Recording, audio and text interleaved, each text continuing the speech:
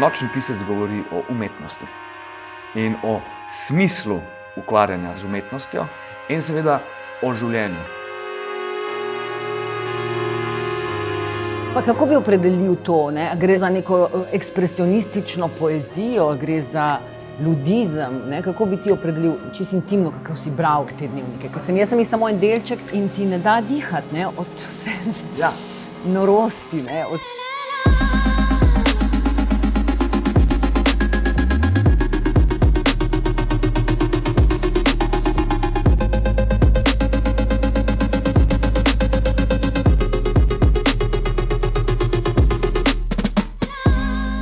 Marko, kdaj si prišel iz Antwerpna?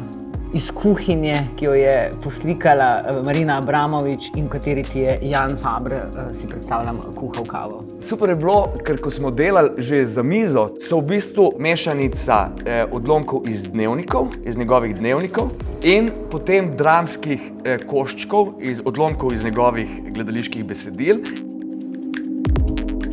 V bistvu se on zelo veliko igra s temi. Nekaj se ustvari, nazaj, analiza, pogled, neko filozofsko spoznanje, neka konstatacija in potem gremo dalje.